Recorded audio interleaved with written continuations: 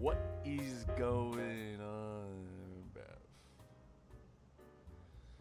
Yeah. Hey. Hey.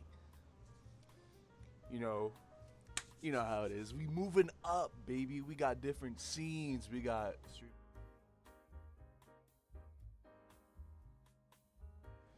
and then we got the display. I know you couldn't hear me for shit during that whole thing, but we got Be Right Back and stream starting soon. Scenes, yeah.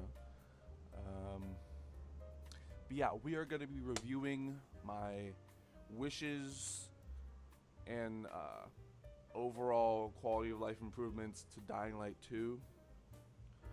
If we go over here, I have a whole notepad of these ideas, and it goes on forever, bro. Like, look at all of these ideas, bro. Look at all these, bro. Nah.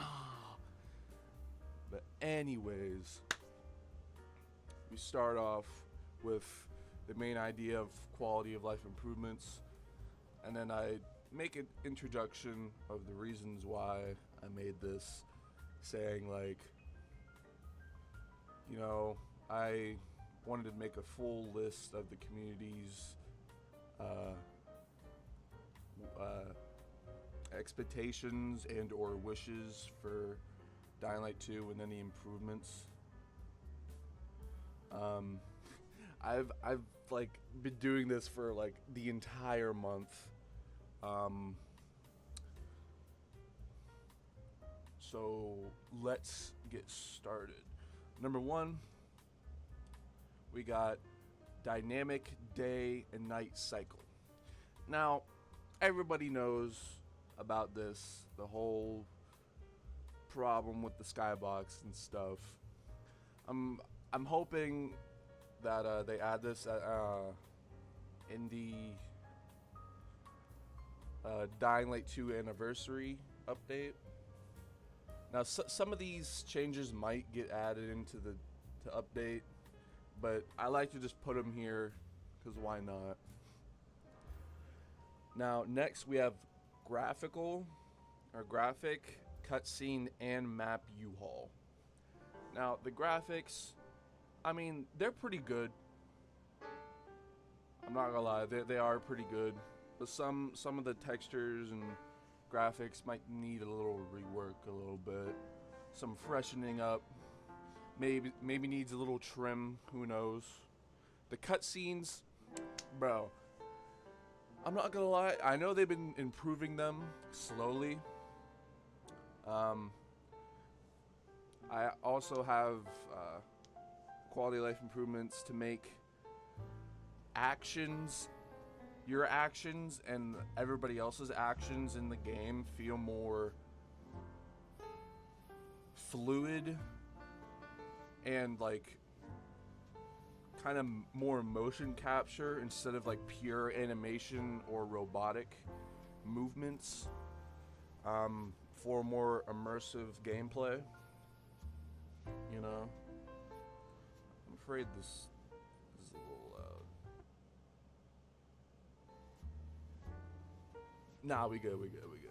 Anyway, we have shadows created by flashlight and sun. I'm gonna put and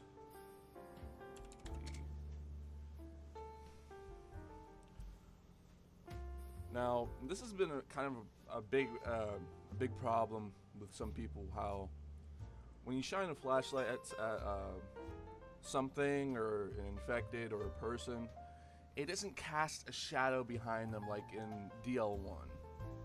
Now, this is actually already in the game in photo mode. If you shine a flashlight at like a zombie or a biter or something, and you go in photo mode, their shadow is casted on the wall, but it's not in like the actual game like that for some reason. And the shade and shadows during sunlight or during the day, it really needs some work. And the lighting overall needs big fixes, in my opinion, and in everybody else's opinion, it needs some work. I know they added the option to turn off bloom. Thank God. My eyes was dying from that, bro. It was like Helios was blinding me from God of War, bro. Come on, man. And next we got flashlight movements. Now, what I mean by this is that the flashlight, when the flashlight's on, you could see it kind of move or bobble around a little bit when you're like doing anything like walking, running, fighting, looting, parkour, or just moving in general, you know. So it's not just like still the entire time, just a beam of light. Next is make the flashlight a little dimmer. I've noticed a lot of people have been saying it's like the flashlight's really bright. And I do agree. I don't know if you can like make a setting where you can turn down the brightness of the flashlight at all. That would be a good feature. And then next we have like the lighting needs big fixes. I said that already. And next one is more unique and or different interiors in buildings. Now, buildings as in dark zones, military convoys, forbidden stores, and metros, which is the fast travel. And I put a crap ton of examples, like DVD store, grocery store, hobby shop. For like apartments or houses, like there's a child's room, there's a gaming room, car factories, train houses, or train yards. I already said gaming room.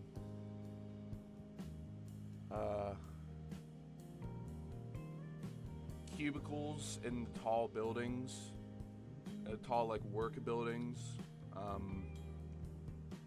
a stadium, storage unit, bowling alleys. I mean, there is buildings that have bowling signs on them, but you don't go into a bowling alley ever once in the game for some reason. Shooting ranges, mechanic shop, doctor's office, living rooms, basements, attics, garages, music studios, art museum, dinosaur museum, a zoo, Halloween store, big museum, or big mansions, swimming pools, utility stores, military trucks, bunkers, podcast studios, a bar, motel, barbershop.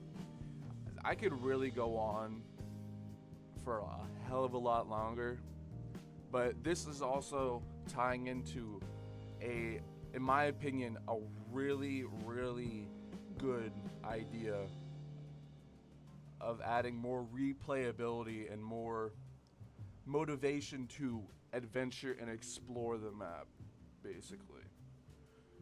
And then this idea here is, yeah, you get it. AI pathing fixes for volatiles, virals, biters, and banshees, and humans. Now, we all know that when you're getting chased,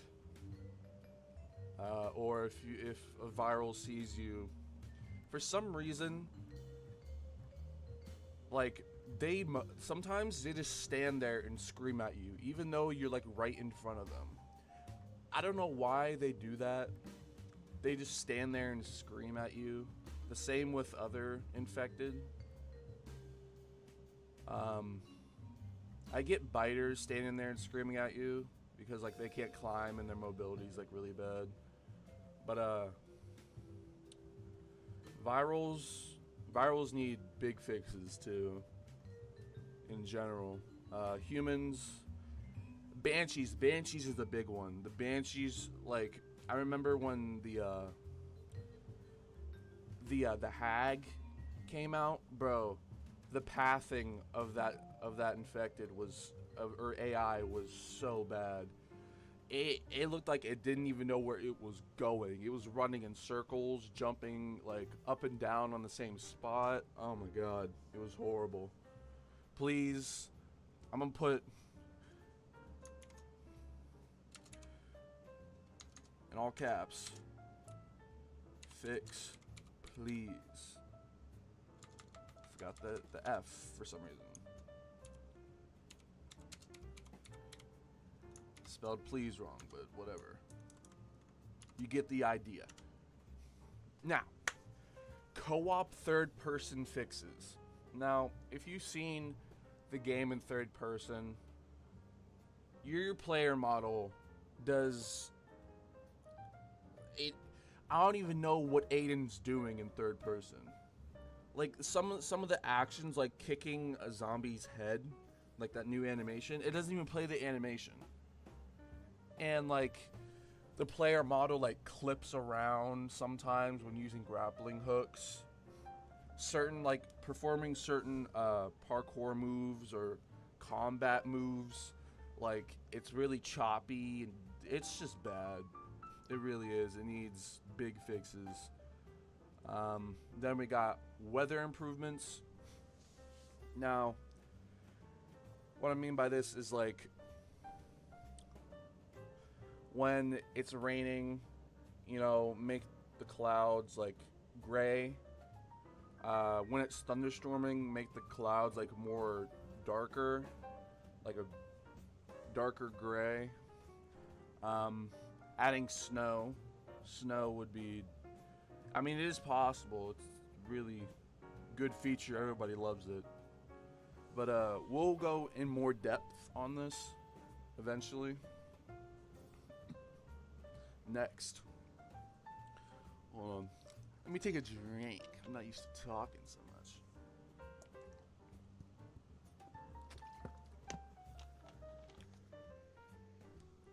How you guys doing? Doing good? That's good. If not, you know, no, I'm playing, but if not, then hopefully it gets better, you know. Next is core mechanics needs some work. And like certain things you interact with, like, you know that like big airbag that you can jump on and you fall down off like a roof or something and then it explodes into like a cloud of smoke. Basically, that the animation for that is kind of it's not really that good. It's like a Looney Tunes. It's like you jump on it and then you stop mid-air, go 90-degree angle and go straight down. It's all whack. And some of the like animations, like jumping down on the monkey bars, like Aiden's legs go through the bar in front of him when he's just jumping down. Things like that need some tweaks and fixes. Now, this next one is for Nightmare. Is for playing Nightmare in hard difficulty. Jumping on cars or opening like the trunk sounds the car alarm, or if it's like a police vehicle, it like turns on the sirens and stuff. And you have to like basically run away or fight and wait until it shuts off. The next one is make X-ray easier to do and or more common. Now, since they added X-ray, it's kind of rare for it to happen in DL2, let's be honest. And in DL1, it happens like every other zombie you attack or like push over, or if the zombie falls over, like their hip bone gets cracked or something, or they fall on their head, their skull like cracks and their neck breaks and stuff, and all of that. Next, I don't know if this is in the game already, but I put during chases, Aiden's breathing slowly increases as the levels get higher. And I think this is good immersion. Like, you know, there's just a crap ton of virals at level 1 and 2. Level 3, there's like a volatile or two. And then level 4, it's just straight volatiles. Honestly, I would shit myself. I'm not gonna lie to you. Now, when Aiden, I know, for me, it's kind of annoying when you try to open a chest in like a dark zone or whatever. You have to spam X, and he has to like rip open the chest for some reason, even though all he needs to do is just like flip that metal flap or like undo the straps on the chest, basically. And this is when Aiden opens chest, he flips up the like little flaps on the chest instead of forcing them open. You know, because you would think he'll be smarter than that to just easily just flip it open and just open it. But now, next one, better human combat. True, the humans are kind of easy to fight, or bandits or renegades. I would like to see them like kind of dodge melee attacks a little more instead of just like backing up or moving forward. Like that's all they mostly do, move backwards or forwards. Sometimes they move to the side, but it's ever so slightly. That's also a pathing issue for the humans. But yeah. Now this one is big issue. Especially for me, I hate when this happens. Instead of biters like grabbing me all the time or just screaming at me, I want them to actually attack me most of the time instead of just standing there or just grabbing me on sight. Like on sight, no matter what, even if they're on the floor crawling, they will grab you. Like they will get up and grab you. Like they would clip up and then like V-clip to you and grab you. It's like, it's so bad. And I made somewhat of a idea of a fix from it's from Dying Light 1, where before you get grabbed, there's a couple seconds where you can press like the kick button, which is like the bumper, I think. To kick normally, you have to block and then like hit the bumper or the trigger or something.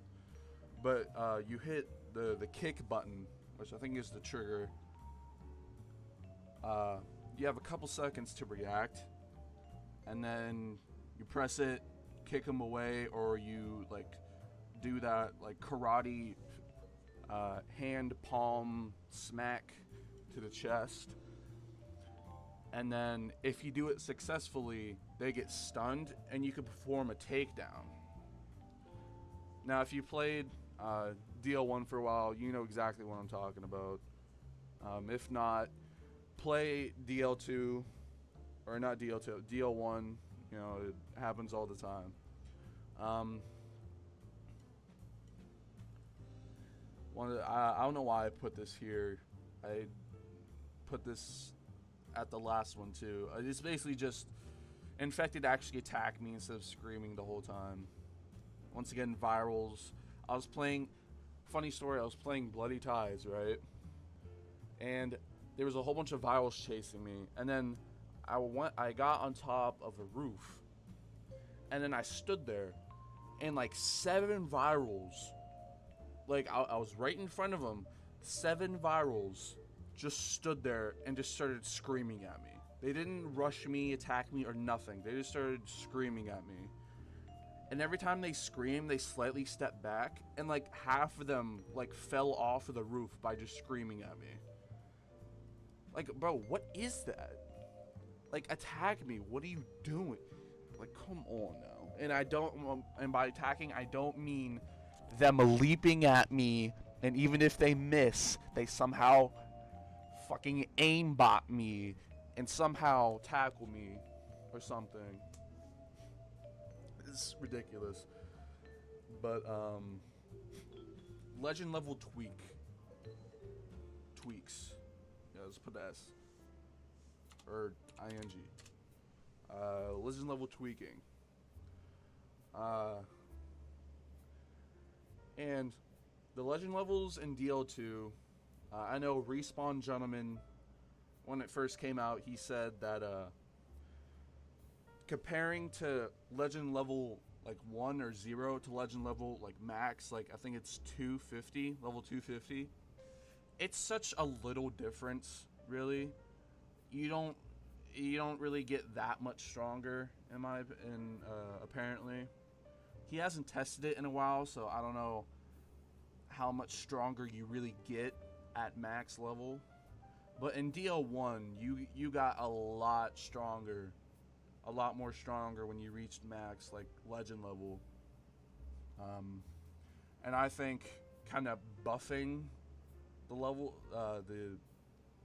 buffing the buffs, basically the stats a little bit, so you actually feel like you're a true legend, like you're a pro, getting stronger, beating them up, basically. And the next one is improving the physics. For example, like the ragdoll, parkour, and combat, which could go into ragdoll too, but yeah. The ragdoll, I mean, they do ragdoll, but like, it's not, how do I explain it? I know somebody made a video on it explaining it way better than I did. Where is he at? I had his ads in there. Okay, right here. Have the physics touched up and more diverse reactions and hit detection system. At JDAC, I'm sorry, I butchered this name. By the way, I'm horrible at spelling and reading. Bear with me, I am sorry. But I highlighted his name here. Hopefully you can see me. Okay, you can. He made a video explaining it better than I did. But yeah, let's go back up here.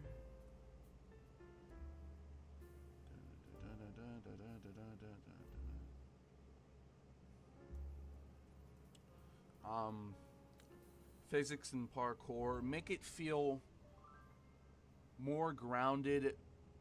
And what I mean by that, like, make it feel like gravity is, have more gravity to it, I guess. Or add weight to it, if that makes sense. Combat, I know, if you like hit a zombie with like a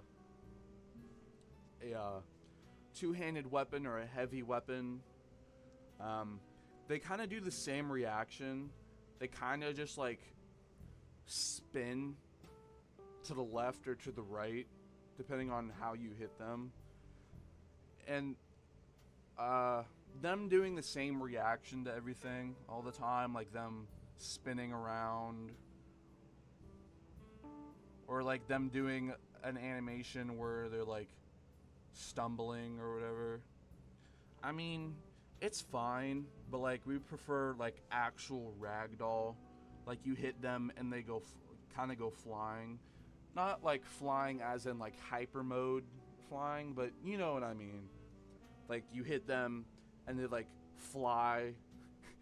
They like kind of drag on the ground. It's ragdoll, and then they get back up and stuff.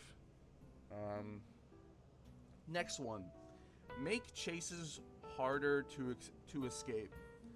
Now, a few things that I think could improve upon this is like, I know that oh yeah, more efficient spawn rates, more efficient spawns. This also ties into the AI, you know, tracking you and stuff and chasing you. And the paraglider, I mean, that's a whole other issue. I love the paraglider, but a lot of people hate it because as soon as you get on the paraglider, you can just escape any chase you want. And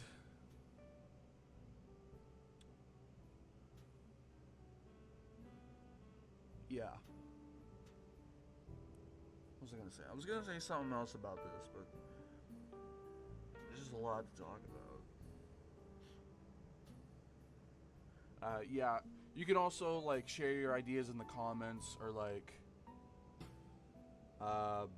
talk to any other person in the community, start a conversation on Reddit or Discord or something about these things. You know, the purpose of this is like planting the seeds, basically planting the ideas so they can grow into something better for the game. Now the next one is dangerous streets, and in other words, biter population. Now I know they increase the population of the biters, but in some areas it doesn't really feel like the actual streets like look empty sometimes, but on other times it's full of biters, and I don't know what's going on with that. Like sometimes the whole street's filled with like a group of 7 biters and that's it, and then like some areas have like 50 biters. I don't know. It just seems weird to me. But I also want to see like special infected population enhanced too, for more diverse infected something. Yeah. Climbing biters. Now, biters already climb like cars or any ledge they can reach. I don't know why I put this here. To be honest, I just heard somebody say it, and I was like, okay, I'm gonna put it in. Yeah, climbing biters. Now, like, don't make them like climb a whole building, but like make them be able to like climb a little, yeah, stuff. I don't know what that was, but okay. Now this one is adding military and police biter models, and adding these biters to like military convoys, quarantine zones, and dark zones. I noticed there's not really a lot of police zombies with like the baton or whatever. Next one is deadlier volatiles. Now, the volatiles, I mean, they are deadly, but like I would like for them to like constantly attack me more. Kind of like the perfect example is the volatile tyrant. The combat with that dude is pretty. It's good, but it can use improvements. I would like the volatiles to not jump back so far most of the time. Like they will do like a big, like they will jump back, and then if you get closer to them to hit them again, they jump back again. I would like them to like limit the jump back to like they do it like once and then they just go in for another attack or something like that. Next is scavenge a car or a bus or a truck for parts to salvage materials like tin, wire, scrap metal, gas, and old R parts. The R was supposed to be car. Old car parts. Now, I'm not saying like add a whole car, because adding a car in the current map that we have, it's just like Villador isn't really built for a car, in my opinion. It's like city, and like the roads are kind of meh, and there's like all this crap ton of cars everywhere, so it's not really built for cars. Yeah, here's the idea of faster and more efficient spawn rates and loading times. Try to improve upon the loading times a little bit. I know that might be a little difficult because Dying Light 2 is a beefy game. I don't know. No matter, I have a decently good computer, and like it heats up pretty quick when I'm playing the game, and all my settings aren't like max. It's kind of like mid, and like 1 or 2 are like high, like the textures are high, but that's about it with that one. And this is a good one. I like this one. When Aiden has blood or water on his face, he like wipes it off. I know it's kind of annoying when there's constantly like that water effect or blood effect in your face all the time, and I would like for Aiden to like be able to just wipe that off of his face, or like use his forearm to wipe that off really quick and then continue fighting. You can make that like a button, like a control you can do. I don't know what controller it would be on controller, because there's so many limited stuff you could do with the controller. But for keyboard, it could be like P, for example. It could just be P. P to wipe your face off, something like that. Now, this is also a really big fix here. The viral leaps. Now, fixing the viral leaps, a big step would be like when they leap at you, they could leap off of the roof if you dodge them. They added this to volatiles. Like they could do that. When they leap, they could fall off the roof. But virals can't do that for some reason. And when they leap at you, the animation of them doing it is so like janky. Like the hitbox is so like big and like janky that like even if you dodge them, if you're remotely close to them, they would clip like in a completely different direction mid-air and hit you. And it's really bad. The viral leaps need big fixes. And when they miss you, they actually miss. All right. They fly off the edge instead of hitting an invisible wall or something. So they actually fly off the ledge, or they jump past you and don't clip towards you when you're close to them. And the next one is co-op community maps. Now, community maps are fun, but it would make it more fun if you're able to play it with your friends. Now, I don't know how you would do that. I don't know the whole complications that would be about, because it would kind of be like Minecraft where you have to host your own server kind of thing, and I don't know how well that would work, but it's still out there, you know, like playing with your friends on community maps. I don't know, you do a split screen or something. There's probably not even split screen. I don't know what I'm talking about. Now, easier to decapitate enemies and cut apart in general. Now, I noticed that the gut feeling update, they did add, like, when you like hit a zombie, like there's like a cut or they get bloodier and stuff. That's cool. But like I noticed, even if you have like a really strong weapon, I mean exotic tier weapon mods, like absolutely stacked with damage, right? And no matter how you hit them or how hard you hit them or the infected, I noticed like you don't really cut into them a lot, you know? Like there's not really any deep cuts you create. There's no like dangling arms or limbs.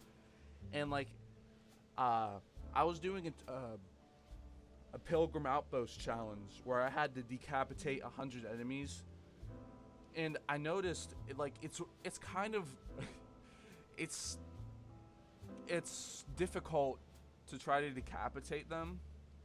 As in Dying Light 1, like pretty much every zombie you hit, like you cut off an arm, even you cut off both arms, and they still are alive. You decapitate them like pretty much like 99% of the time. But yeah, more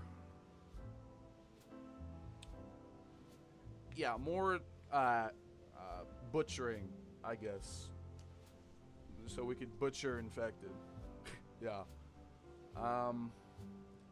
Now, I had this issue for a long time.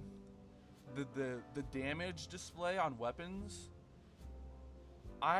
like the default view on them.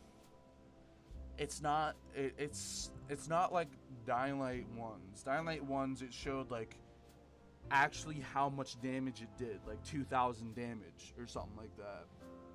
But in Dying Light 2, for some reason, they added on default, they just show like in the hundreds. For some reason, like 700 damage, even though the weapon's like max, like the most stacked out it can get, and it's like 800 damage. But if you go into the view weapons, and you, I think it's one of the joysticks on controller, or I don't know what key on keyboard, I use controller. If you change it to advanced, it shows the actual damage. And there's like weapons that almost do 2,000 damage. There's weapons that do 19,000, 18,000, 1,000, you know, over 900 damage. And I think having the weapon view to be advanced by default option would be a good fix. Oh, and I gotta blow my nose for a second. Mute my microphone.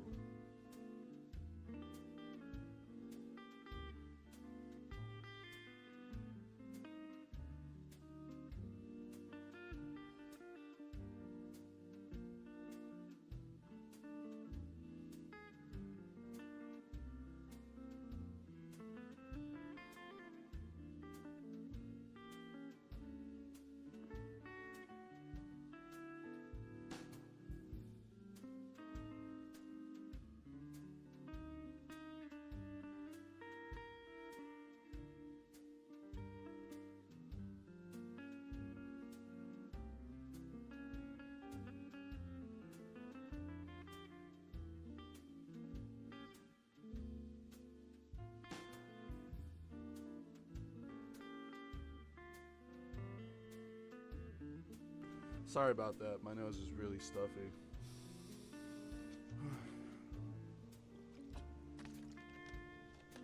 Alright. Where did we leave off at? Oh, this is a big one. Hold on, I gotta separate these ones. This is just an honorable mention to Techland and the team, is that truly test the limits and test the limits of the game engine and like kind of play with it, basically.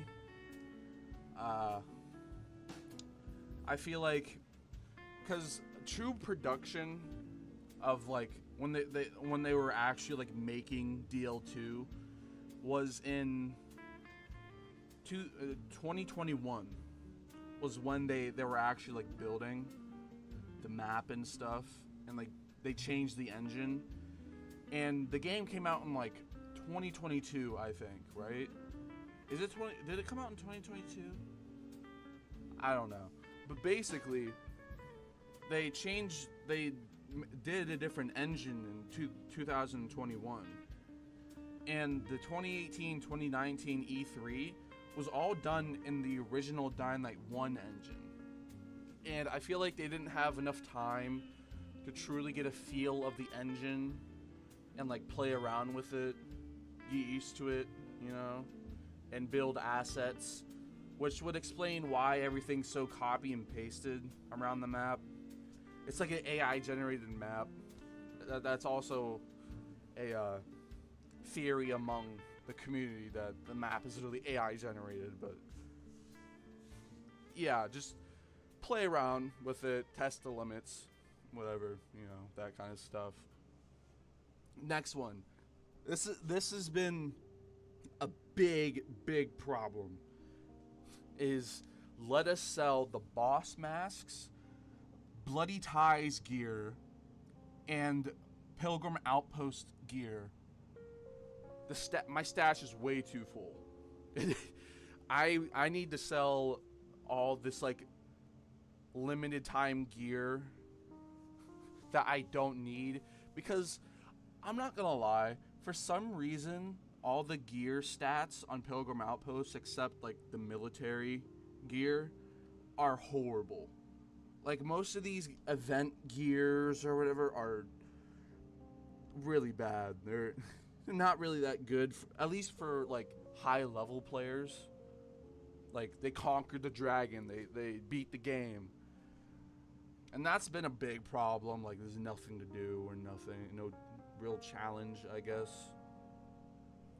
in any game, and your stash just gets really full really fast because some things you can't sell for some reason, and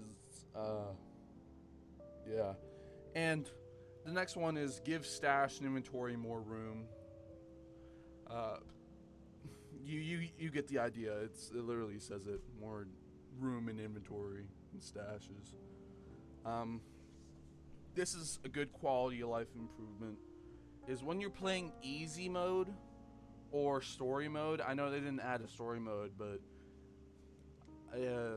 it would be a good idea to add a story mode, in my opinion. You know, just focus on the story. A story mode would be a good way to like basically speed run through the game on New Game Plus. Like on your 10th New Game Plus, you could just speed run on story mode. Easy game. But yeah, when you're playing easy or story mode, every ledge you vault over, you get a speed boost, and it could stack up to 10. Now, if you played Dying Light 1, every parkour move you perform, you got a speed boost or a speed buff.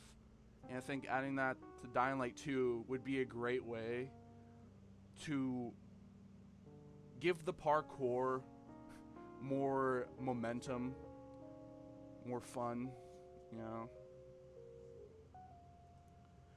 And this is also a big one. It's not caps. And I do agree, it's kind of annoying when you're just running and jumping and stuff, and you have to vault on a ledge. And Aiden does that really long, like, annoying, like grab the ledge and pull up. And I feel like making like a faster movement or faster motion captured vaulting would be a good idea. I get if you're like a low level or low parkour level, like the vaulting is gonna be slower because it's the beginning of the game. You're like low level, But once you get to that max parkour level, you should be able to just like do everything more faster and more efficient in general. Like any parkour move. Whether it be jumping or whatever, parkour combat moves, you know. Now, the next one is weapons look more used when low durability. We all know in Dying Light 1, when you were using the weapon, it would slowly like get more worn out and stuff. Or battle worn. I would have put that instead of used, but I didn't know how to spell it. Because I'm really bad at that, and I just put used. But yeah, make the weapon look more battle worn and more used on lower durability. Now this next one could be kind of controversial among people, but like, make a limited amount of repairs for a weapon. For example, like 5 for legendary, and like 6 for exotic. And some people like infinite, like weapon. Oh. Let me.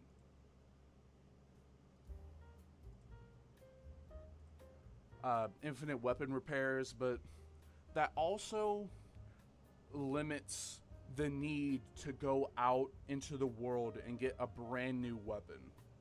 And I think somewhat tweaking this repair system would be a good idea. Like the next one is like, let us repair on the go. And like maybe repairing on the go, you only have limited repairs, like 5 for legendary, 6 for exotic. And then maybe like if you go to a craft master, the limited amount of repairs is bumped up to like 10 or 15 or whatever. It could be different amount of times on different difficulties as well. Now, I noticed the radio doesn't really get as much use after you're done with the game. And I was thinking, like, after you turn on a radio tower in a certain area, survivors will call for help over the radio. You know, because everybody needs a radio. You know, yeah, they call for help over the radio and all that stuff. Pretty self-explanatory. This one is make the car factory a metro fast travel. Now, the car factory is a very remote area that I'm really interested in because I really want to explore it, but it's such a small area and all that stuff. And I think that area could be more like built upon. And making that area fast travel would be a good idea in my opinion. Because like getting over to that bridge is such a hassle. Like you have to go into the woods, past the dam, go past the chemical field, and like go to that safe house that's there. And even if you die there, you spawn all the way back into the city. And it's just annoying to get back there and stuff if you die. And I do know that somehow the Renegades still have like a camp there, even though in the story the PKs take over that area for some reason. And I think changing that to like a PK base that you can visit, or like some type of camp in general that you can visit, and make it like a metro fast travel to like get around more easier, get around the area. Now this one, this is I guess this can be a quality of life improvement, but this is like more of an idea, basically. I know this was an idea on the website, Pilgrim Outpost Ideas. It's add a big sewer system filled with volatile nests and GRE facilities, like secret facilities. Um, I don't know how well the game would run if there's like a whole underground like sewer system. And Dying Light 1 had it too, but like that map size was like really small compared to this one. And once again, we don't know the true limits of the engine. I know the modding community has been tweaking the engine a lot, and they're able to make it work. So they've proven over and over again it is possible. Um, you know, give more underground tunnels kind of thing. The next one. This one, I really like this one. Because I've been having a problem with this. Like, for a little while. The chemicals, I mean, I get it. Like, the wildlife wants nothing to do with it. But, like, it's proven that wildlife, some wildlife is still there. Like crows. You know the bazaar? If you go on the top, like top of the thing, little tower, I think it's a clock tower at the church or the bazaar, where that dude jumped off on that one side quest at the beginning of the game, you could see a crap ton of crows like flying above and stuff, and all that stuff. And like, it's hard to believe that any like bugs or critters wouldn't be able to make it into the city, and on top of that, the chemicals are clearing up, and that goes into an idea I have. I'll towards the end of the stream I'll be talking about it. But yeah, make the atmosphere more ominous and lonely.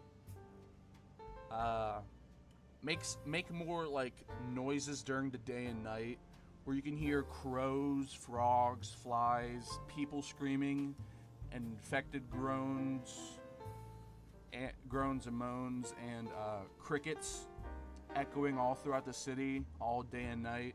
I feel like that would add more immersion to the game, like in Dying Light 1. At night you hear crickets, you hear volatiles, virals, biters groaning and screaming in the distance and in the streets. Every once in a while you hear a fly flying around or whatever. When you're in like in the woods, you hear like frogs or something like that. Maybe during a full moon you hear a wolf howling or something in the distance. Stuff like that. That would be great immersion boosters to the game.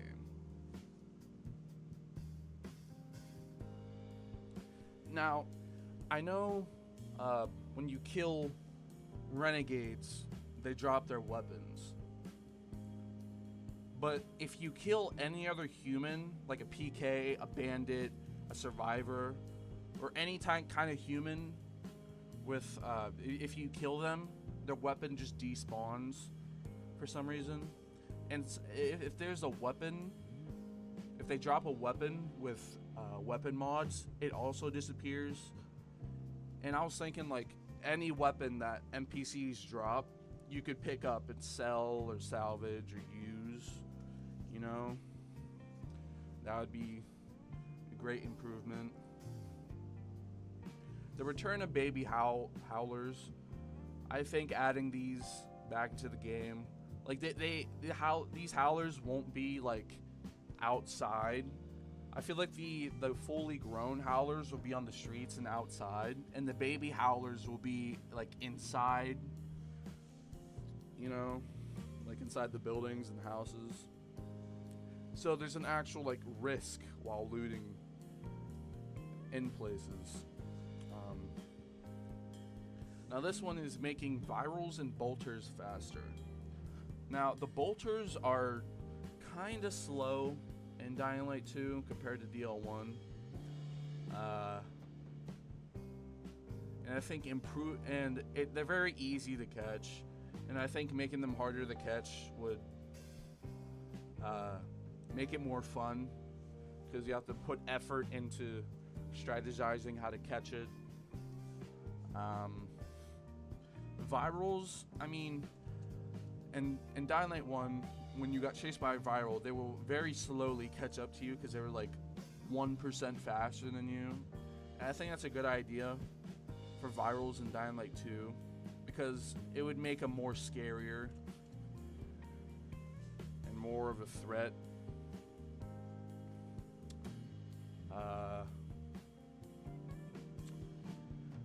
A volatile tyrant, when you next my brain's dying right now. This is bothering me. Alright, where are we at? We're here. Alright, when you encounter a volatile tyrant during the night, any tyrant you encounter, they will travel in groups up to 5 normal volatiles, you know, to make them more of a threat and more of a true tyrant. And nests will be guarded by at least 1 or 2 tyrants. That would make the nests more of a challenge to defeat. And next one is about thunderstorms. Now, we do have thunderstorms, but we don't see them creating any lightning or thunder. And in Dying Light 1, you could, like, the sky flashes in light. I don't think you see any lightning strikes, but I think adding lightning and thunder to the thunderstorms in Dying Light 2 would have great immersion. Snowstorms would be pretty cool. Next one is when a howler screams at you, the flashlight flickers or malfunctions. That's just self-explanatory. You get it. Next one is have the option to change menu music to Dying Light 1. Menu music.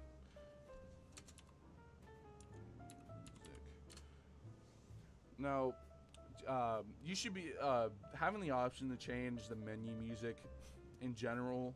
It doesn't have to be specific to Dying Light 1 menu music. You can have different soundtracks or whatever that plays in the background. All that stuff. Next one is voicemail collectibles.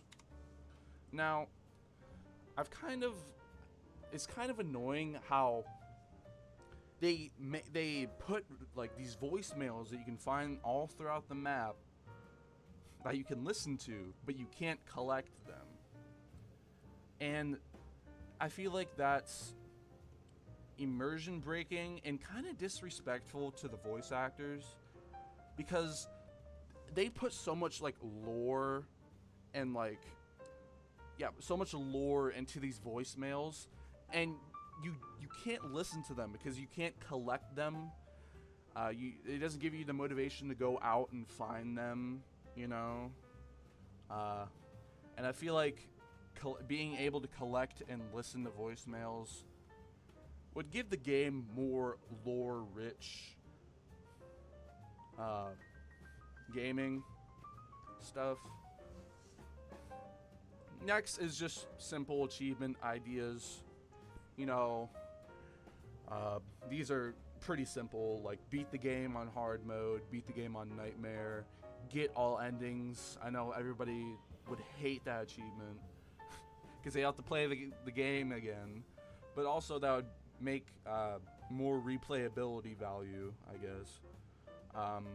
Get a full stack of 9,000 materials, achieve a legend level 50, achieve level 100, achieve level 150, achieve level 200, etc. all the way to max. Those achievements: collect all blueprints, help 100 survivors, Reach level 4 chase without taking damage. Kill a volatile tyrant with a common weapon. Reach level 40 in Chapter 1 and Chapter 2. Collect all voicemails and collect all collectibles. Those are some achievement ideas you can add.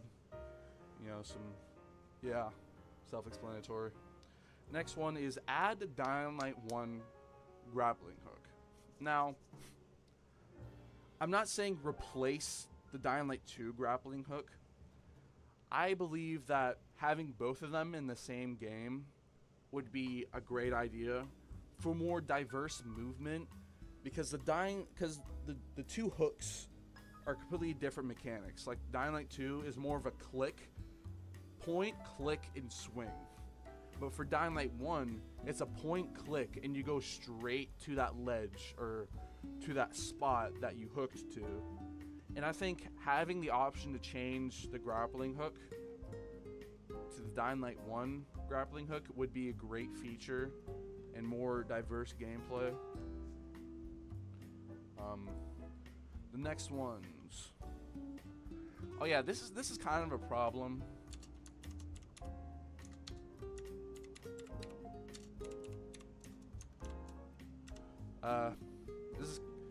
This is a problem where the only way to get elemental crossbow bolt blueprints is you're basically forced to side with the PKs until you get like the crossbow, and then you get all those like elemental crossbow blueprints. And I think having another way to get those, instead of being like forced to side with the PKs, would be a good idea.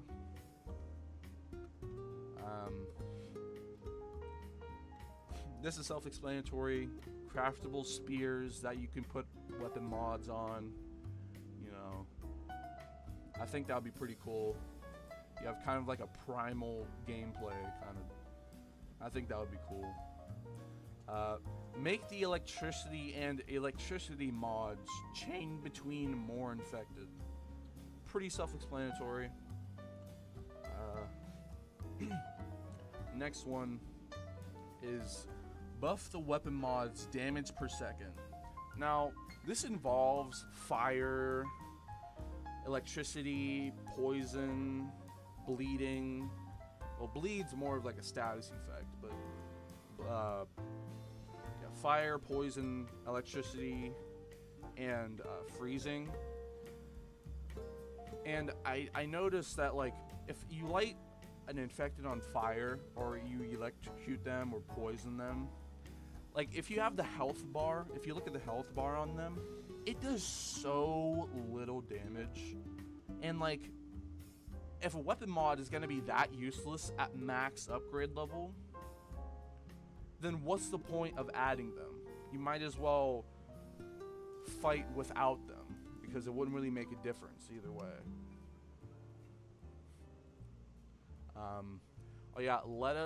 Let us add mods to grappling hooks.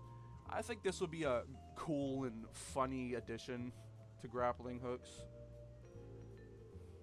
It's pretty self-explanatory. The next one. Make actions look more physical instead of pure animations that look robotic. Now this is a self-explanatory. I said it at the beginning. Do more motion capture, less kind of animation-esque robotic movement. Make it feel more grounded and physical.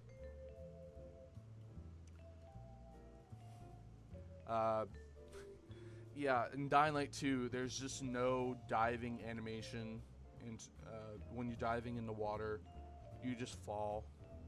I think adding that would be a cool addition, I guess.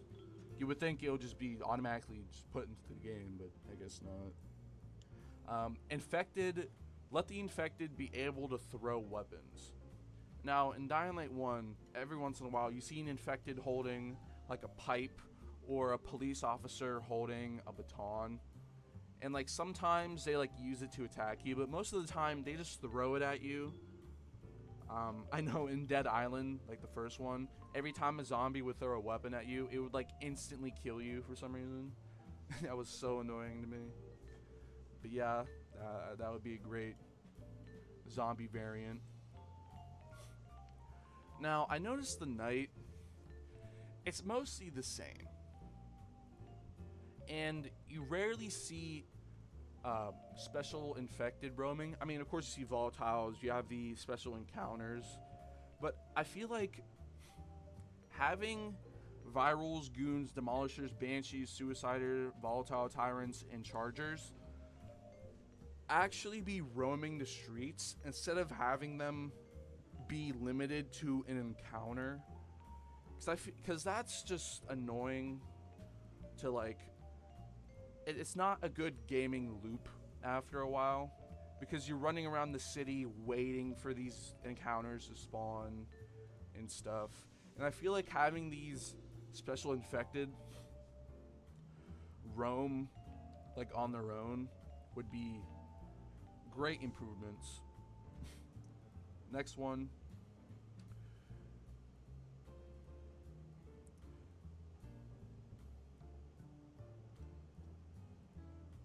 Okay, the next one is give volatiles, goons, demolishers, bolters, banshees, and chargers model variations. And this goes with like NPCs, basically any entity, like living entity in the game. The biters, I mean, they're good enough. They have a lot of variants. The virals, I mean, they don't have a lot, but they have some. But volatiles, goons, demolishers, etc., they mostly look the same. I know a demolisher, you can have one look like a riot police officer wearing like riot gear or something. Have one be a fireman, kind of like in Dying Light 1. Have a demolisher. Have a pimp demolisher. Oh my god. That'd be so funny. Have a demolisher or a goon that looks like a pimp, wearing like ripped up pimp clothes with a hat, and have the demolisher have its weapon, have the whole weapon be like a gold cane, and then have like the demolishers have like golden knuckles, and like they backhand you, kind of like a pimp would do. I don't know. I think that'd be funny. Different clothes variations for the banshee. I know we have the hag, but they all wear the same clothes. I don't know why Villador fashion in Villador is so default and like common. Everybody's wearing the same thing. It's kind of immersion breaking. Chargers, you can have their weak spot move around. Like they can have a weak spot on their head. Like their head is glowing orange instead of their back. Their stomach, maybe their arm or something like that. Move the weak spot around a little bit. So every charger is kind of different. And biters turning into virals at night and sometimes during the day. And Dying Light 1, if you go to a military convoy, like the military zombies would guarantee to all turn into virals after a while. And at night, a lot of the infected turn into virals constantly. They mutate. They make those really disturbing noises. Make demolishers roaming in the day. Now, in Dying Light 1, you've seen goons and demolishers roaming during the day. We already have goons roaming during the day, so adding demolisher would give it more daylight threats. I guess. Self-explanatory. And this one, I've had a problem with this where, like, after you finish the game, I get it, the whole, like, pick a side, or if you pick the PKs, you get more traps, or if you side with the survivors, you get more, like, environmental parkour, helping things like zip lines, air vents, trampolines. But having a map with no traps to interact with and play with, it gets very boring. You can only slay zombies the same way so many times, you know, and there's like it gets boring. And adding traps around the map, no matter what side you pick, would be a great idea. I mean, yeah, if you don't side with the PKs, there won't be a trap every other block, but there'll still be traps, you know, because the city needs traps to survive. Like, let's be honest. This also goes into an idea that I have. Making a PvP on and off option. Now, I hate it when a dude joins my game, right? And for some reason, he's so PvP hungry. He starts throwing explosives at me, shooting explosive arrows and bolts at me, and kills me every time. I don't know what is wrong with these people, but I'm begging you to add an on and off PvP option. Please. Please. It's getting way out of hand, bro. I'm not saying be the zombie, even though everybody wants to be the zombie mode or PvP modes, but like, have this option, please. If you're gonna do any PvP, or just like friendly fire in general occur. Next one, add a riot shield blueprints with mods. You know, like Dying Light 1, you have a riot shield, the Tesla shield, a fire shield, poison shield, ice shield. You know, actually add a shield. Don't add like a shin guard on Aiden's arm or something. Bro, I'm not gonna lie. That shield from Bloody Ties was so underwhelming. The thing is, it's only used on humans too. You can't use it on infected. It's that, yeah, that shield needs to be worked. But yeah, add riot shields, please. Do a redesign on weapon mods. Now, if you go in Dying Light 1, every weapon mod looks unique. Like, if you have a electric mod, there's like wires and stuff, like copper wires around the weapon. There's actual like gadgets on it. Like if you put the bleed mod on a weapon, there's like extra blades on there. And all that stuff, like poison, maybe the blades like a different color, like the blades green, purple, or a different color, like covered in something. And in Dying Light 2, the weapon mods, they look kind of bad on a weapon. They really do. And I think adding, I don't know how to describe it, adding more detailed weapon mods would go a long way. And there's another quality of life improvement in here where it's sometimes people hate the look of weapon mods. They want their weapon to look normal. And I think having the option to make weapon mods invisible, like they're still there, but like you can't see them, basically. Let us retrieve crossbow bolts and throwing knives off of humans and infected. Now, you could retrieve arrows, but for some reason, if you use a crossbow bolt, you can't retrieve it. That needs to be fixed.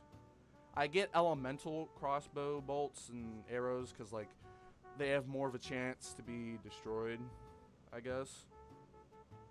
Now, throwing knives, throwing knives might be a difficult task because there's such a small, like, item that you have to throw, and you have to make it stick into the enemy or human infected, whatever, and you have to keep it there and like stuck in them for a while. But yeah, mostly crossbow bolts. Yeah, it needs to be retrievable. Throwing knives, if possible, make them retrievable. Any like shurikens or whatever.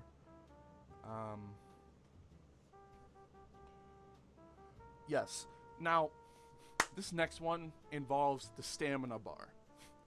We all know how truly difficult it is to drain stamina. And especially if you're at max level end game player. Even if you have fists, you kill the zombie before the stamina runs out. And my somewhat fix to this is using any blunt weapons like bat, baton, your fists, your feet, pushing them over, or if they fall or something, or when a biter grabs you, when you push them off or counterattack them, make those kind of things drain more stamina when you're using those weapons. Next one is make a screen effect when you're falling from great heights. Now, I tested this out. I went on top of the VNC tower, and I jumped off the roof, and there was no effects on the screen. There was no like blurry screen or whatever or anything. And I think that's kind of immersion breaking. And I think adding that same effect from Dying Light 1 when you fall from a great height. Don't make the whole screen like unseeably blurry, but add like kind of a slight blur to the screen, you know, to make it look cool.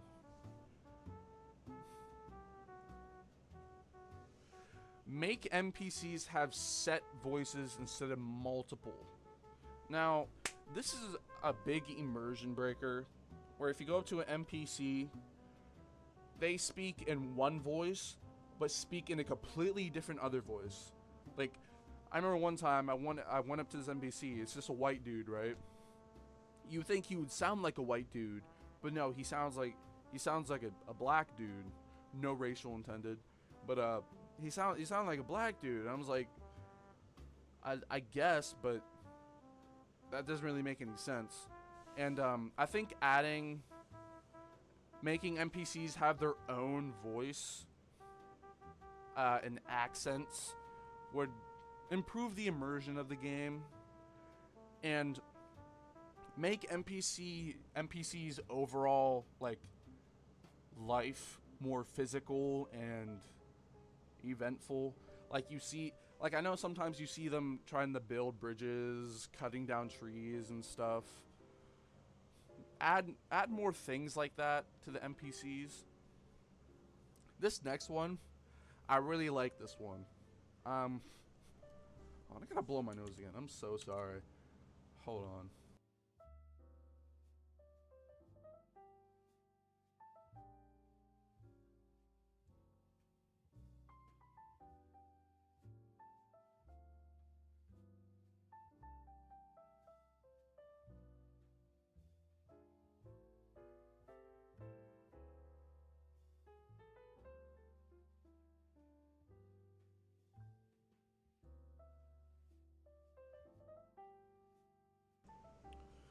Sorry about that. I'm really not used to talking so long, so I have to take breaks to get a drink and like blow my nose. You can tell because my voice is cracking a lot. And there's so many improvement ideas that I have here. And I will be posting most of these ideas to the ideas tab in Pilgrim Outpost. If we go to Pilgrim Outpost, you can see my name is Tim_D_gig.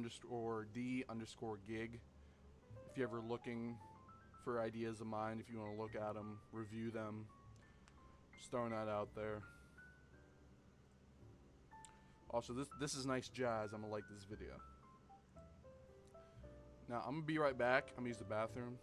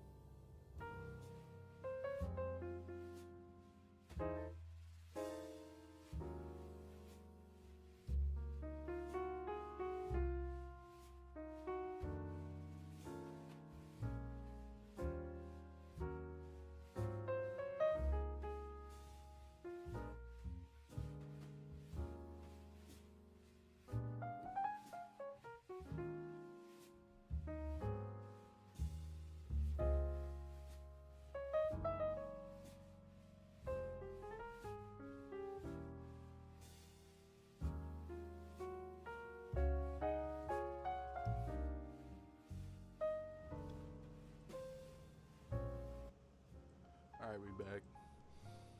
Alright. Where did we... Okay. This next idea is a really good one in my opinion. Is that NPCs and the player can listen to music radios. Or radios in general. Now these radios could be like a random NPC on the roof listening to them. Or like every safe house has a radio that you can turn off if it's bothering you or if you hear the same thing, where these music radios can play Dying Light 1 music, Frank's music and daily news, Harold's news of the day, PK like bounty updates, or general news on like any criminals or whatever. I put DL music because I put Dying Light 1 menu music, main menu music, or whatever. And once again, all safe zones will have one, and if it starts bothering you, you could turn it off. Just a little cool music radio idea. Different NPC models. This is self-explanatory. The NPC models, same problem with the biters. They look mostly the same every time. Change up the fashion a little bit, you know. Make infected ragdoll off of high places for funny. Please. Self-explanatory. An infected biter falls, they ragdoll off instead of a stupid invisible wall, you know. And when they fall on the ground hard, an X-ray happens. You can see it through the wall.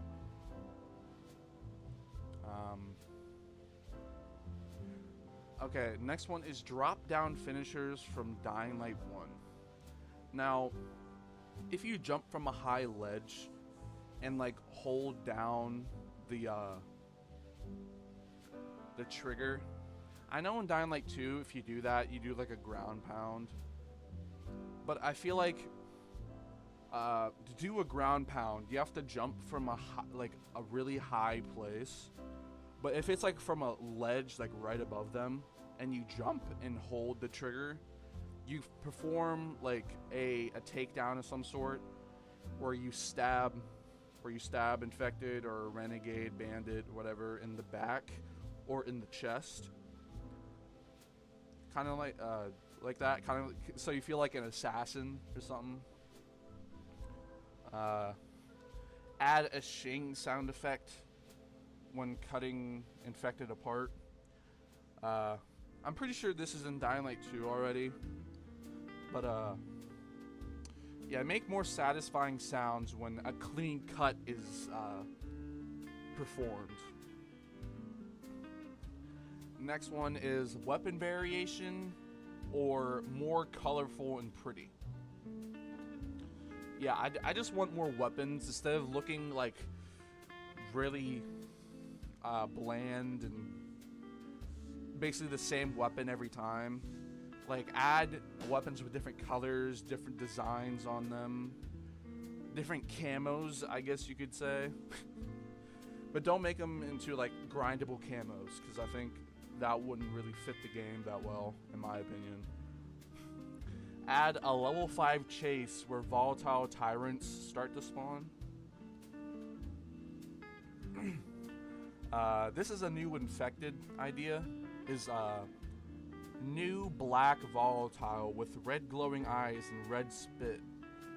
And it's way faster and stronger than all the others.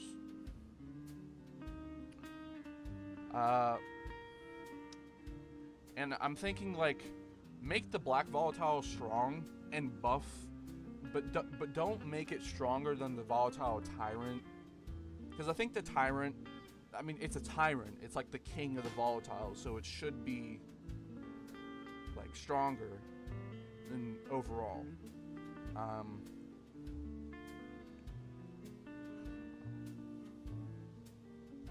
Okay. The next one is a viral half volatile infected. Basically, like a viral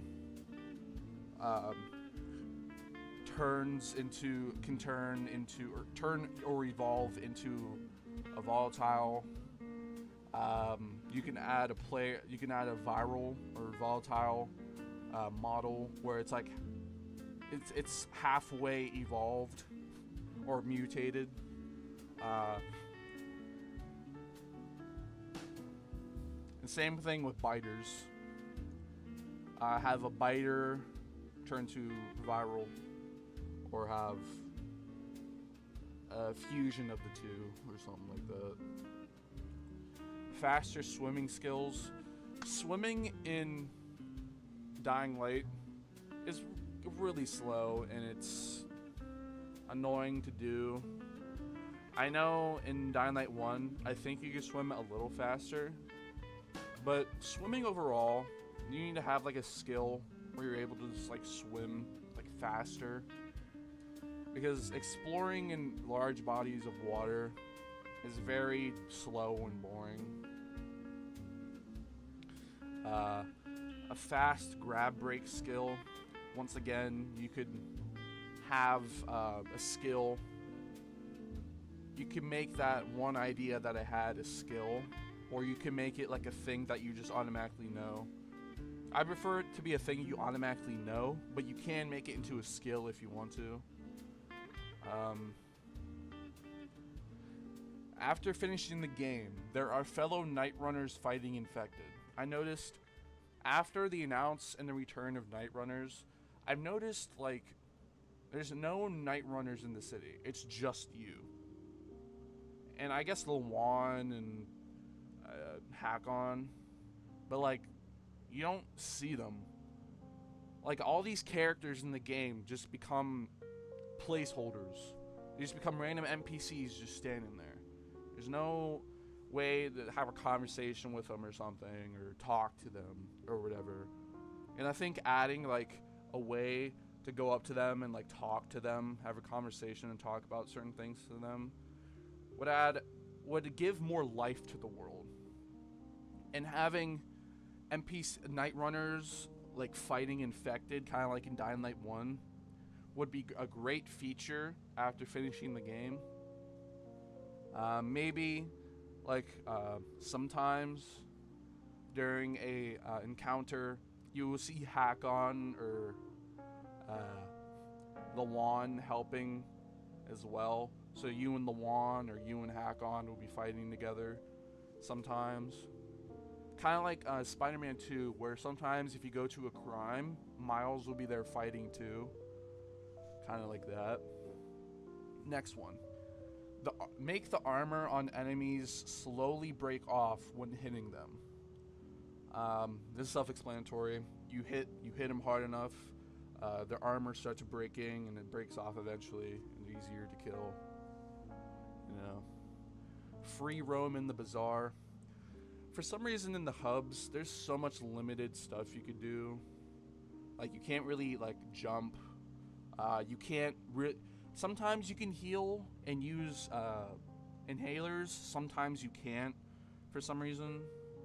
I think having more freedom to roam in these areas would make it more fun to go into. But attacking civilians and using weapons would be prohibited still. Here it is. Next one is hide weapon mods on weapon option. Self-explanatory. These are like encounter ideas.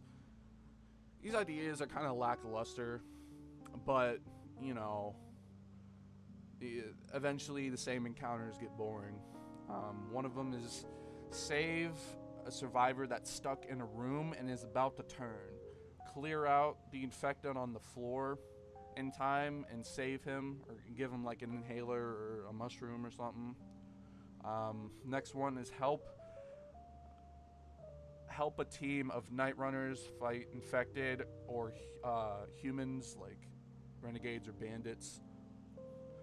Stop a group of bandits from robbing a wandering trader, and for compensation, the trader will give you a hero's discount. Stop a horde of infected from attacking camp. Help an old person cross the road. That was just a random thing I just thought of. Next one is replayable bosses. I know the Waltz boss fight, it needs a lot of work. It's kind of bad. But eventually, you fight the same infected. You want to actually have a challenge. So maybe add like random bosses, kind of like freaks of nature. Yeah, add like freaks of nature or renegade captains or bandit captains, random bosses around the map, or having to like replayable boss fights. Yeah. This next one, this is helping to make the world around you harder and more dangerous, even for a high level player. Increase the world tier to like level 15 or 19 for more challenge experience for endgame people. They don't have to be like that high of a level, like the world tier or world level. Just increase it a little bit, but still try to make the legend levels like good and buff. This is just another random weapon idea. Double-sided pole arms would be cool. Add bloody ties weapon blueprints. The one thing about bloody ties I like is the weapon designs, like the OG Dying Light weapons and all that stuff. The next one, in Dying Light 1, when you're in the main menu, you're able to reset to a certain quest or completely reset like a DLC, like the prison, the Huron prison, or the Hell Raid. You're able to just like completely make a new run with that. And I think being able to start a new Bloody Ties run without making a new game plus every time would be a great replayability feature, in my opinion. Also, when biters get kicked, they lose their balance. Instead of just like stumble back a little bit, you kick them in the leg and they like almost fall over. Or like if you kick them a lot. They actually like fall down, because like kicking, no matter how many times you kick them in Dying Light 2, they're still standing up somehow. I don't know how, but the next one is when biters are distracted by firecrackers, you can perform a takedown. Basically, when a biter's like distracted by something, you can perform a takedown because they can't fight you because they're distracted. Unique damage differences for each weapon. Now, I got this idea, and I didn't know how to really explain it. But basically, have different weapons have different damage diversity. Like a knife would obviously be lower in damage compared to a machete or any other weapon. Have blunt weapons be stronger than another weapon. Stuff like that. We all know two-handed weapons are obviously the damage boys. Yeah, stuff like that. This next one, shout out to, I'm sorry if I'm reading this wrong. I'm horrible at reading. Shout out to JDAC. He made a video on this idea, explaining it better than I did. And the idea is have the physics be touched up. Have the physics be touched up for more diverse reaction and hit detection system. If you want more explanation, go to JDAC. JDAX or JDuck's video. If you go to my community tab, I shouted out everybody that inspired an idea for me in the community. Okay, this is also a big one.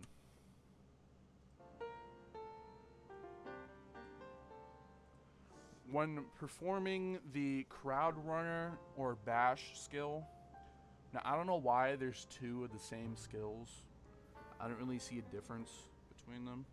But performing these skills in Dying Light 2, if there's a crowd of zombies and you do the skill, like you try to like run through them, you don't run through them. It's like you're running into a wall. You run into them and you just stop right in your tracks, or you just bounce off of them. And in Dying Light 1, if you do this skill, like the zombies go flying. Like they fly everywhere. They ragdoll over. It's like you're running through like hung up sheets after laundry during Dying Light 1. But in Dying Light 2, if you run into them doing the skill, you're just running into a brick wall. This was fixed before, but somehow they made it worse. This one is a big fix, is fix the hitboxes of dead bandits or any like dead zombie these at any of these encountered locations, like convoys, like police convoys, military convoys, dark zones. Because like I'm trying to loot these convoys, but there's so many like entities with these huge hitboxes, and it's so hard to maneuver, and I can't fathom how many times I've died to these really weird random hitboxes on the ground. Please fix. Enemies get impaled by spikes when walked into. Now, I know the spikes got somewhat an improvement, the physics on them, but the physics could be improved overall, of course. But if a zombie or an infected walks into it, like for example, only virals and biters, or banshees or bolters, if they run into or walk or fall into a spike, they die. They get impaled by it. Uh, okay, the next one is more of an idea, and half idea, half like game enhancement for the overall experience. Is give the Colonel's Dam or the Colonel's Compound in the Lost Lands, have the dam have that compound have more of a purpose than just having it be empty and laying dormant for a while. Like after finishing the game, like there used to be like wandering like bandits in there and like butchers men in there, but then they just removed it. Like it's just dead there. And I think making that as like a camp, like if you side with the butcher, it's like a survivor camp, you know, kind of like an E3. I know there's a clip where if you go into the compound, there's actual like families and children like playing in the compound, but like it's just completely empty. And if you do the option where you side with the butcher, it's like a survivor camp or hub. And if you side with the PKs, it becomes like a big PK base, basically.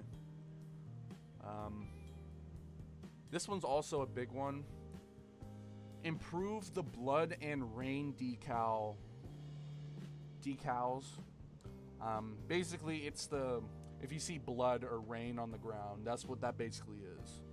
Just anything on the ground. The blood in Dying Light 2 looks really flat, and it's like bright red. It's not like a dark, thick, pouring red like it is. And after, like, when you cut off an arm, have the blood actually drip on the ground where it is, and not have it like drip in a random location that's not below where you just cut them. Basically have where you cut them, the blood pours on the ground at that specific spot. And make the blood more thicker and like a little darker. And when there's blood splattered on the walls, make it like run down the wall like in Dying Light 1 did.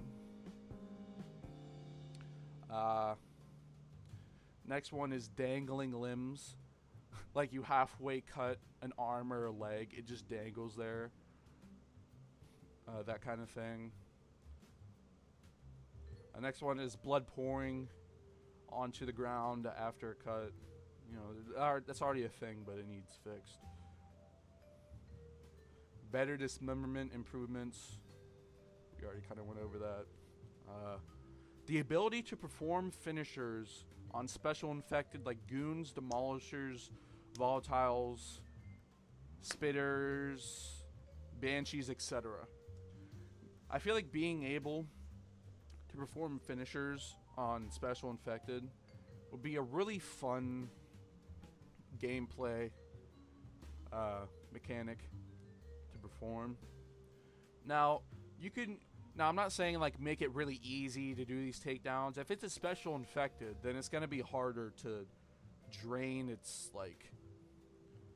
to distract it or stun it or whatever to perform this takedown.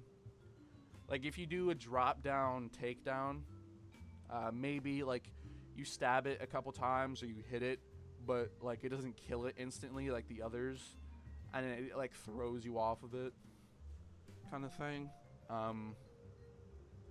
Next one. Fix the downward animation when swinging on monkey bars. Now, you know those monkey bars that are hanging off of cranes, and if you jump down them, it plays that animation.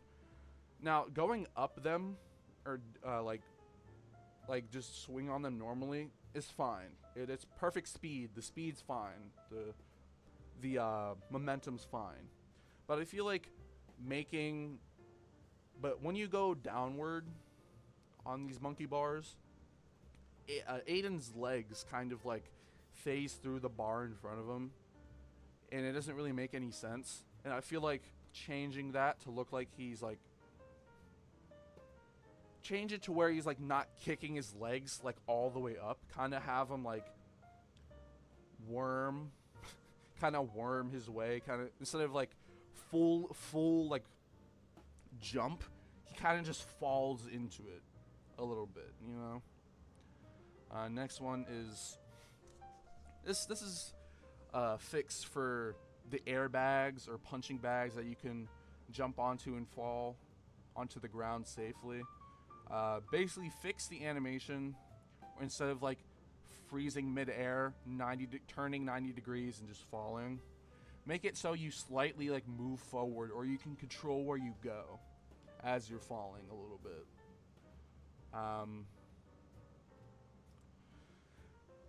Basically, the next one is more fluidity when jumping into a wall opening. Now,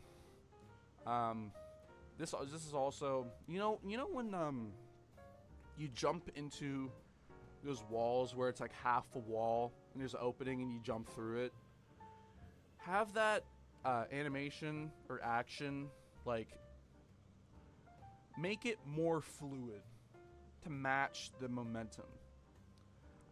And by that, like, you can make it faster, or like just make, instead of Aiden like actually jumping through it, he just like grabs it and jumps over it, instead of just, don't try not to make him leap through it all the time, or make him leap through it every time. Like, have him just like jump over it or toggle over it, basically, and it continues the momentum.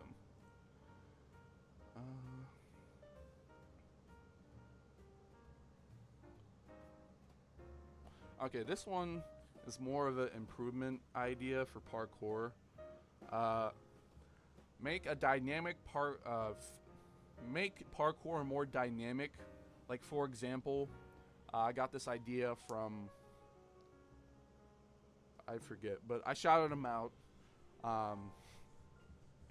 Where basically, if you're running on the hanging boards, or there's hanging like metal poles, I noticed that when you jump on them, you don't have a real risk of falling. Like, if you're on one side, it just moves a little bit, and it doesn't like fully like spin in a 360 spin at all.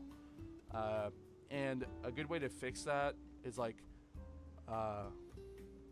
when you have a limited time to run across it before it like falls, because of the weight, and like the rope or wires like really rusted and old.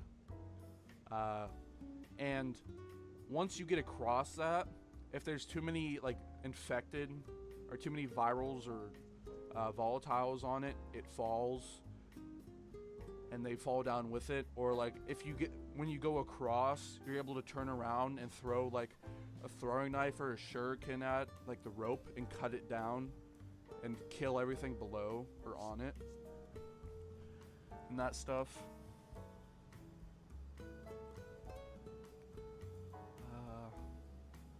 Make the lift cranks more faster when going up or down. And what I mean by that is, you know those cranks that you can jump on, like on tall buildings and stuff? Try to make those, if it's like really long, make it go a little faster to keep the momentum a little bit.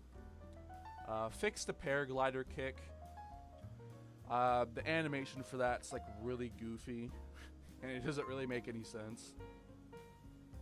You know, when you perform the handlebar kick or the monkey bar kick, where you jump on the monkey bar and you kick a zombie, make it more fluid like that.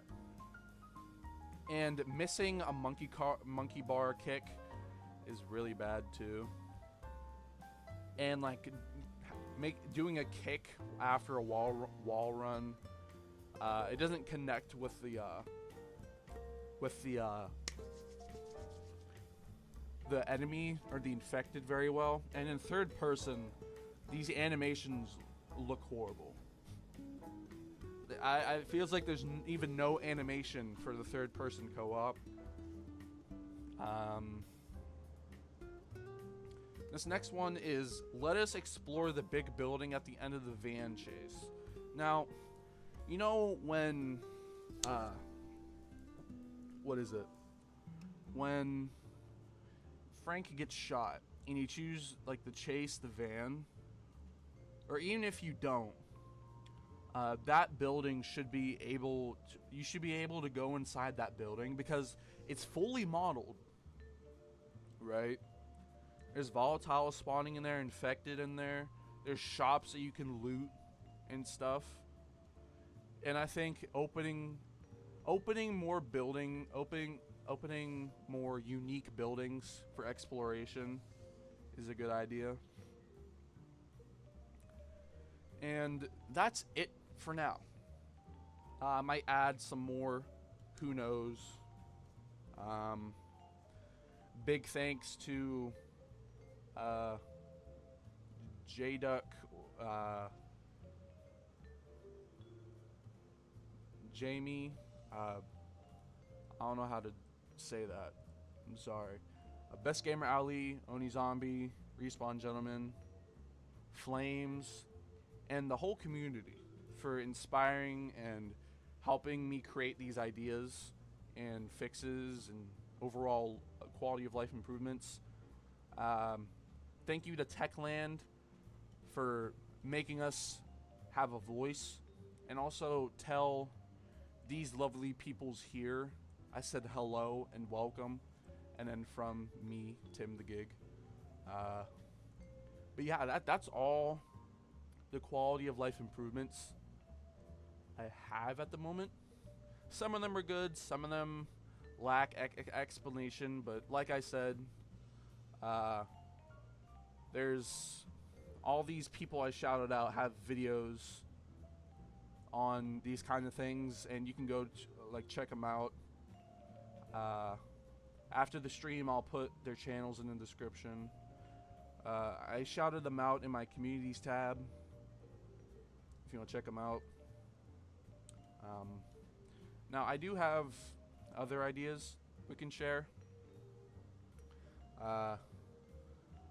I really like the map expansion idea I have.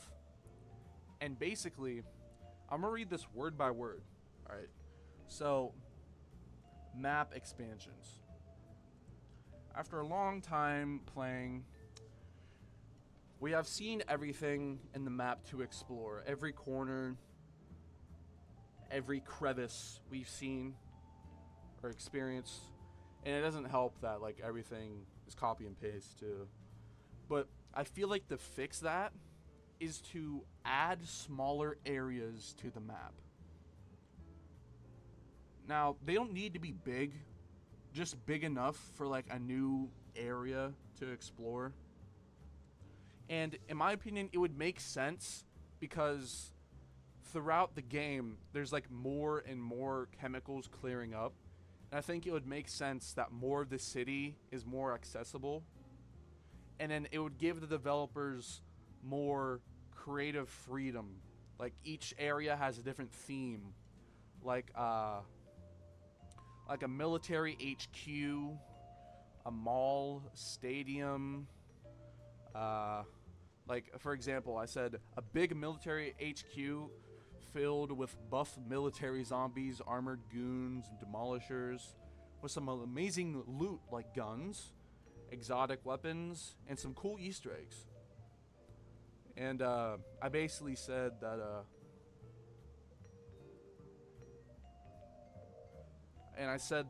these new areas will have more lore and collectibles about the city, GRE, military, and teasers about what's coming up next.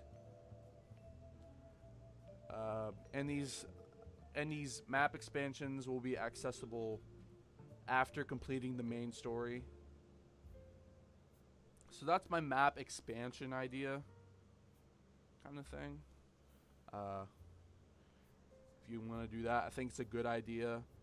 to have more exploration, or more, basically have more fun exploring the map. And more area to explore equals more playtime and stuff, and more players exploring. The next one, the idea is called a good a good offense needs a good defense. Now, on Techland website and in the game files, they were thinking of adding like base building or whatever, but I don't think base building is a really good idea, because I don't think what Dying Light 2 is, or Dying Light as a franchise is, I don't think that would really work too well, like building your own base. But I think being able to help out different like camps, or like settlements with their like defenses and stuff would be a good idea. And the idea reads: the infected in Villador are getting stronger every day, so we need to act fast and build better defenses and more traps. You can go out into the city to grab materials and food, to donate, to provide protection, and to the survivors, or provide protection for the survivors in the city. Doing so will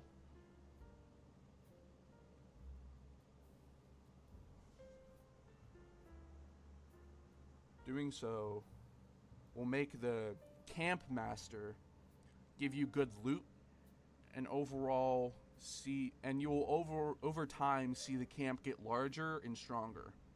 Till the camp is max defense, you will see survivors or night runners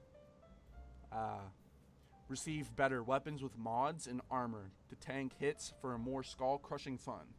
So what are you waiting for? We're losing light. So basically, think as the camp master as like kind of the quartermaster from Dying Light 1, where you can donate the supply drops to. And I think after completing a bandit camp, it's really weird how like half of the camp is occupied and the other half of the camp is like completely empty. There's like nobody over there. There's not even infected over there. I think a way to fix that is add like a camp leveling system, where the more you donate, the more people, survivors, the bigger the camp gets, and the more traps you see around the area that the camp is at. I think that would be a good gameplay mechanic idea.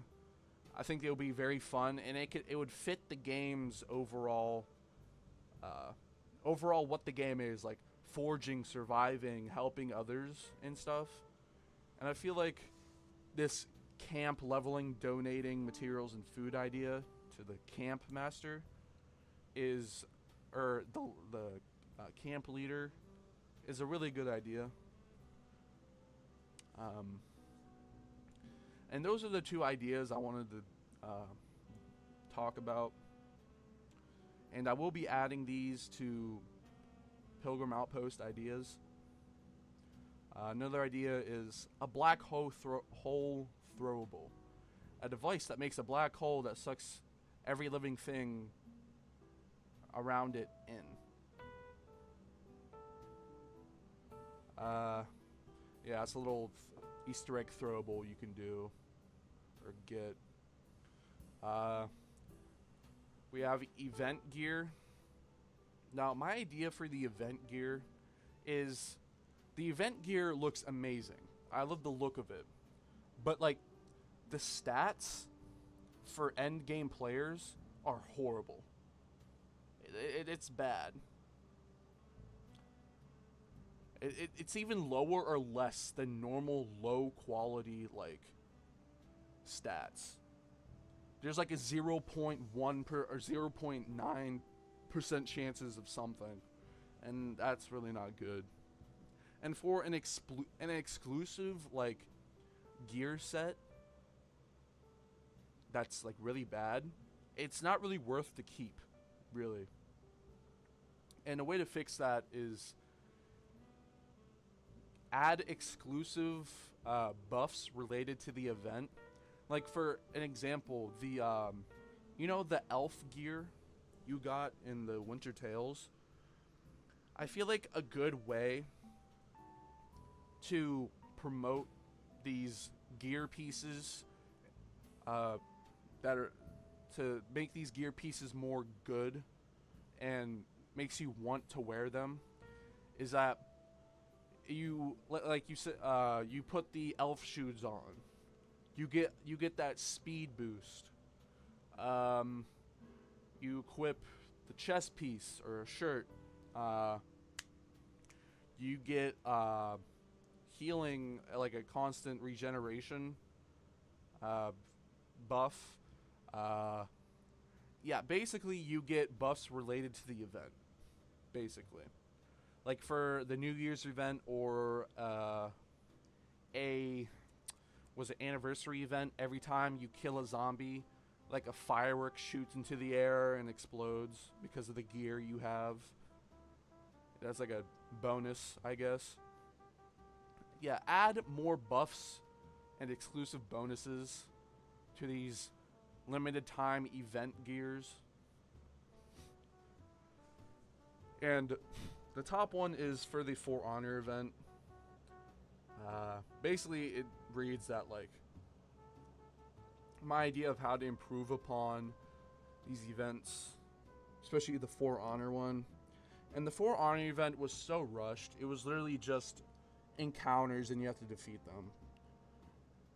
Honestly, that is a big L, in my opinion. For a crossover event, yeah, that's really bad.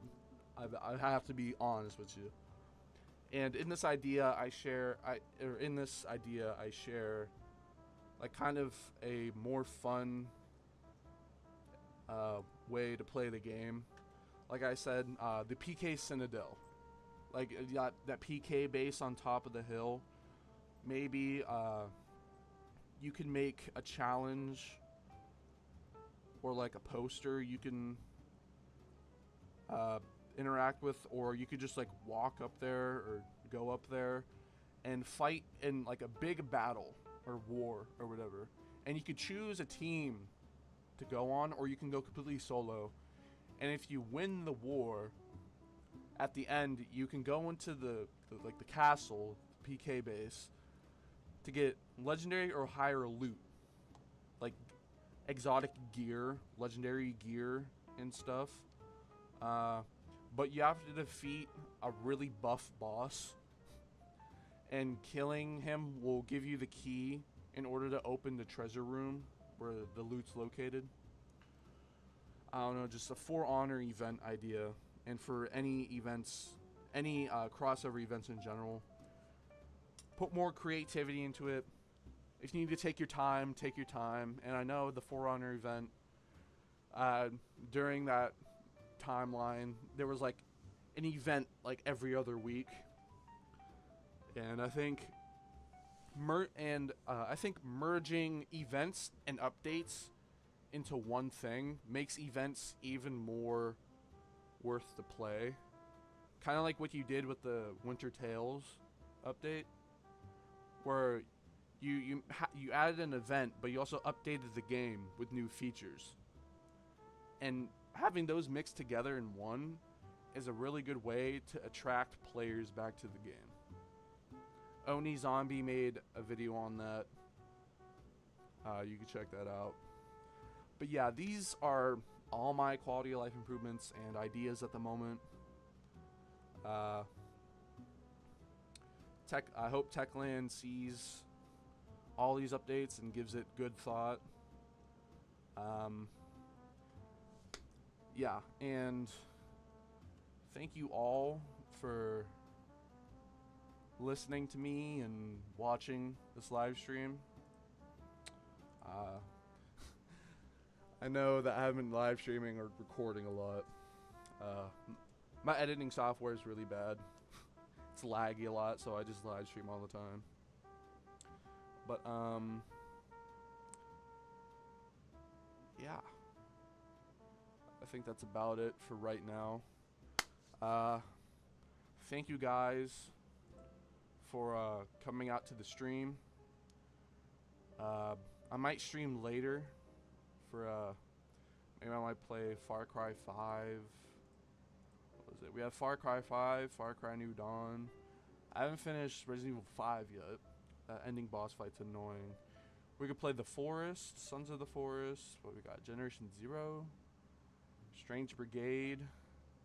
We have Dead Space, Dead Island. You know, I might stream a little bit, you know. I might play Dying Light 1 on Nightmare difficulty, and I might get shit on. But that'll be it for right now. Thank you for coming out. Thank you for listening to my ideas and watching the stream. Hope you guys have a great day. Good night. Good luck.